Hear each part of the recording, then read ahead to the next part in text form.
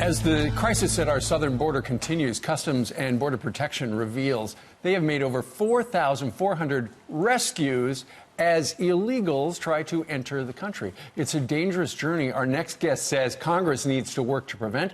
Acting CBP Commissioner Mark Morgan joins us from our nation's capital. Mark, good morning to you. Good morning, Steve. You know, you don't hear much about the rescues where the men and women of your agency put their lives on the line to help save these people, do you? Steve, you're spot on, and thanks for giving me just a minute to talk about that. This is why that I say the men and women of CBP are heroes. Look, 4,400 just this year. They're risking their lives, while the cartels and the smugglers, they don't care about these individuals that are they're illegally entering our country. But the Border Patrol agents and the officers do. They're risking their lives every single day. 4,400. And, Steve, it's important. They don't ask what their nationality is. They don't ask them if they're illegally entering the country. They see a human being in need and left at the hands of the smugglers, and they're risking their lives to save them. With humanity and compassion, that's why the men and women of CBP are my heroes. And the number of people who are being apprehended at our southern border is going down, but the number of rescues going up.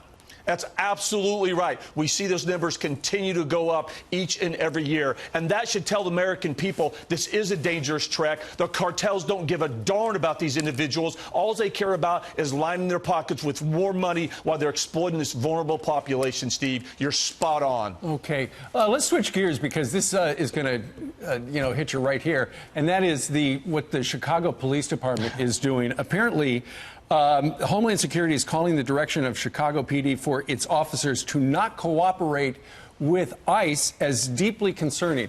Here's a statement from the Chicago PD. The Department of Homeland Security is, this is DHS.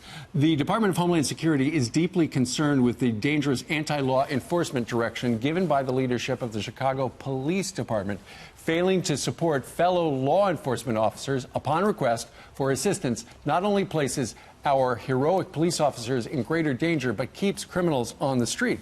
So in Chicago, they're not going to help ICE, right? That's right, Steve. Look, I've been doing law enforcement for a few decades, and I can tell you, I'm a lot more than concerned about this politically driven policy. What the citizens of Chicago need to understand is this policy is going to create more victims in their city. ICE has and always will. Their priorities are go after criminal aliens, not just aliens that are here illegal, but criminal aliens that are here illegally and have committed additional crimes against the city of Chicago in this incident. Just last week, ICE arrested and apprehended a Mexican national that had been deported twice for sexual abuse. This kind of policy would make that harder for ICE to do. It's outrageous, it's reckless, and lives will be in danger because of this. Because you've been doing this line of work for decades, as you said, when did it become okay not to enforce the laws of the land? It's never become okay, Steve. And that's what's happening. It is, and that's what the American people should be outraged. Stop listening to the politicians. Start listening to law enforcement who have dedicated their lives to protecting the citizens. And I'm telling you, this policy is going to lose lives. I promise you that. And when did it become okay that one law enforcement agency didn't help another? That's our strength. That's how we protect the citizens of every city in this country. This is outrageous, and this is reckless, and something should be done about this. You are not the only one who feels that way.